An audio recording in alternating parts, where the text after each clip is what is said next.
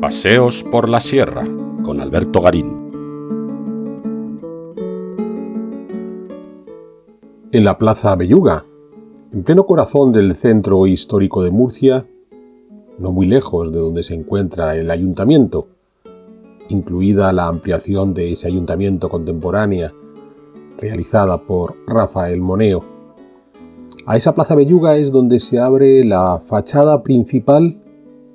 de la Catedral de Murcia. Una catedral probablemente instalada donde previamente se había levantado la mezquita Al-Jama.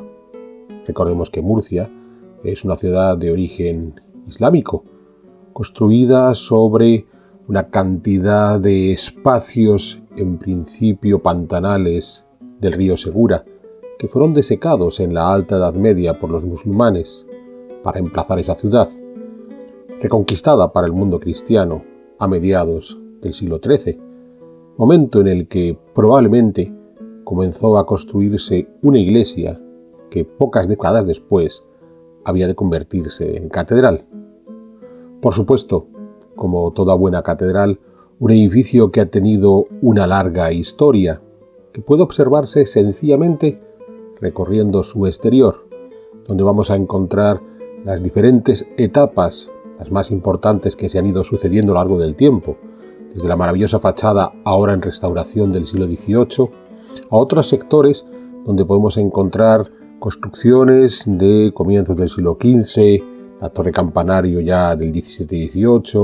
o la interesantísima capilla de los Vélez, de finales del siglo XV y comienzos del siglo XVI, que es sobre la que queremos reflexionar en este paseo por la sierra, porque es una capilla que se ajusta perfectamente a las modas dominantes en esos finales del siglo XV, de tradición borgoñona, esa tradición que había arrancado 100 años atrás, a finales del siglo XIV, en torno al Ducado de Borgoña, caracterizada por el uso exacerbado de todas las soluciones tanto técnicas, constructivas como decorativas del mundo gótico,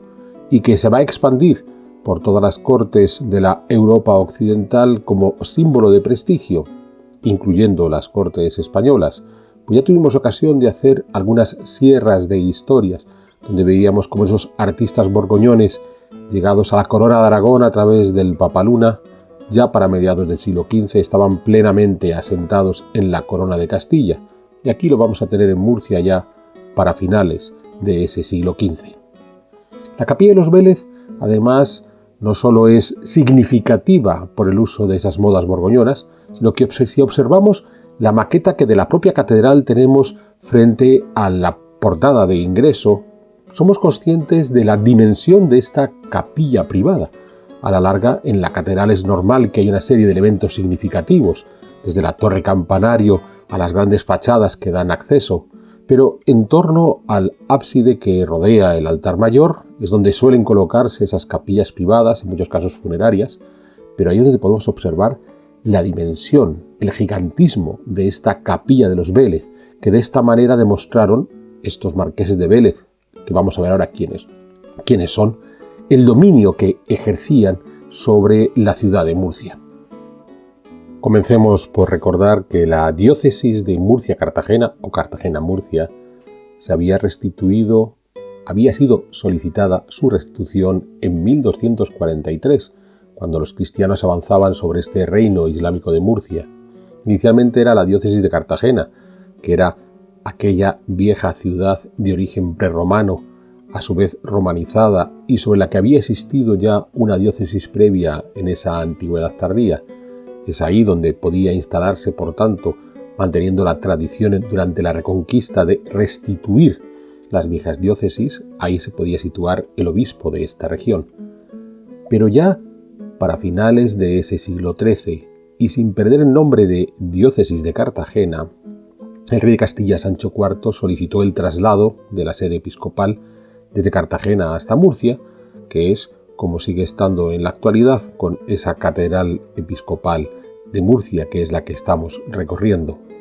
Esta iglesia, como hemos dicho, comienza a tener una serie de fases constructivas, siendo el corazón de prácticamente todo lo que vemos, la gran estructura gótica que podemos recorrer hoy, la desarrollada durante el siglo XV, con una planta habitual en estas catedrales góticas de una nave principal, con sus naves laterales que rodean el altar mayor situado al extremo de esa nave principal a través de una girola en torno a la cual se iban situando una serie de pequeñas capillas privadas, en muchos casos con un uso funerario vinculado a la élite, tanto política como religiosa, de este reino de Murcia. Es en esa girola en torno al altar mayor, tal como veíamos ya en su estructura exterior, donde a partir de 1491, los que más tarde serían marqueses de Vélez, decidieron construir su capilla familiar con objeto de convertirse en el panteón de esta familia. Una familia cuyo origen, la importancia de la misma, hemos de situarlo en la figura de Juan Chacón, un hombre cercano a los reyes católicos que por su matrimonio con Luisa Fajardo adquirió el señorío, entre otros lugares, de esta ciudad de Murcia, lo que le permitiría poco después ser nombrado adelantado de ese reino de Murcia. Juan Chacón, como decíamos, es quien inicia la construcción de esta capilla funeraria para su familia, y va a ser su hijo, Pedro Fajardo, quien concluya la obra hacia 1507. Es interesante porque Pedro Fajardo llevó a cabo una negociación con los monarcas castellanos para devolverles el señorío sobre la ciudad de Cartagena, que había heredado de su madre y esta de sus antepasados, y a cambio le concedieron el título, ya en los tiempos de la reina Juana I, de Marqués de Vélez, dado que la familia Fajardo había sido desde tiempos atrás señores de los Vélez en la provincia de Almería. Es así como, ya incorporado ese título de Marqués de Vélez, Juan Fajardo aprovechó para concluir la capilla, que hasta la actualidad sigue ostentando ese nombre de Capilla de los Vélez. Si recorremos la estructura, indudablemente solo levantando la cabeza hacia la cúpula superior, esa espectacular cúpula estrellada que cubre todo el espacio, entendemos de inmediato que nos encontramos en esas fórmulas propias que, como decíamos antes, responden a ese prestigio del arte borgoñón caracterizado por esa exacerbación de toda la estructura constructiva. Eso se puede seguir observando cuando bajamos la mirada por las paredes hacia los nichos funerarios de la parte inferior, donde encontramos un despliegue exuberante de todos los elementos propios de la arquitectura gótica, pero con una función más decorativa que ornamental. Hay que ser cuidadoso porque, además de la propia estructura gótica de finales del siglo XV, comienzos del XVI, vinculado a ese arte borgoñón, hay otros elementos añadidos, como el gran lienzo central de Francisco García, fechado en 1607 y dedicado a San Lucas, que es la advocación a la que a su vez está dedicada esta capilla. Pero volvamos a la estructura arquitectónica. Como decíamos, la característica principal es el uso de los elementos propios de la arquitectura gótica. Vamos a encontrarnos una gran cantidad de contrafuertes, pináculos, arcos de todo tipo, desde por supuesto las soluciones más apuntadas hasta arcos polilobulados o arcos angrelados, pero todo utilizado con una abundancia que depasa completamente las necesidades estructurales para sencillamente demostrar el alarde arquitectónico del conjunto. Otro elemento interesante que podemos ver también es el crucifijo que tenemos en la parte superior, el Cristo crucificado que tenemos en la parte superior y que venía a encajar dentro de todo el programa iconográfico que se quiso colocar en la capilla, pues junto a los elementos religiosos que estamos mencionando, el crucificado o San Lucas, por supuesto aparecen los símbolos heráldicos de la familia Vélez por doquier. Pero insistamos en esa idea, estamos ante uno de los grandes ejemplos de este arte de tradición borgoñona, de este arte que busca ese prestigio exuberante, ese prestigio epatante,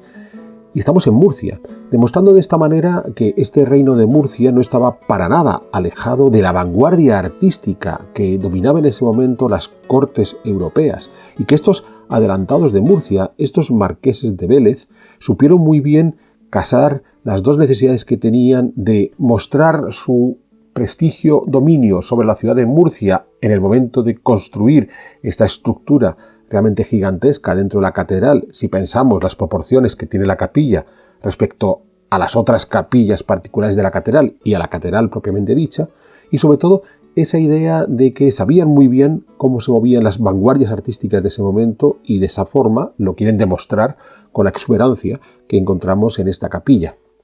Ya hemos explicado en las sucesivas sierras de historias que hicimos sobre este arte borgoñón que en estos siglos XV y comienzos del XVI, aunque en nuestros manuales de historia del arte tendemos a hablar casi de forma exclusiva sobre el Renacimiento de origen toscano, ese Renacimiento de origen toscano que para las fechas de esta capilla ya había ido extendiéndose por el resto de Italia, aún era un arte, entre comillas, marginal, algo propio, exclusivo del mundo italiano, que no había en realidad pasado las fronteras italianas, porque lo que querían hacer la élite política, la élite económica de la Europa occidental de esos finales del siglo XV no era ese arte italiano, ese arte clásico, sino este arte de tradición borgoñona, este gótico exuberante, este gótico epatante que volvemos a encontrarnos en el caso de Murcia en la capilla de los Vélez. Indudablemente, para los que, como ha sido mi caso, no habíamos tenido ocasión de conocer Murcia hasta este tiempo reciente, al llegar a la catedral y encontrarse con esta capilla,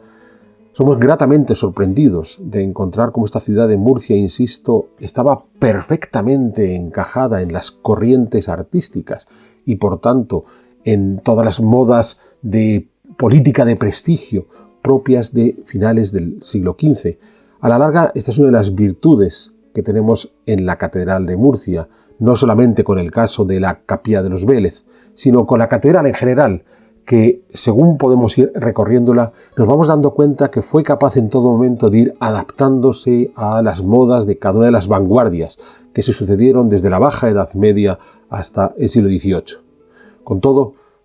quedémonos por el momento con esta Capilla de los Vélez, que si bien merece la pena ser conocida desde el exterior, mucho más recrearse en poder extasiarse frente a ella, desde su fachada interna hasta ese breve recorrido que podemos hacer al interior de la misma y que, insisto, corresponde perfectamente a esas modas de vanguardia de tradición borgoñona que dominaban la Europa occidental de finales del siglo XV.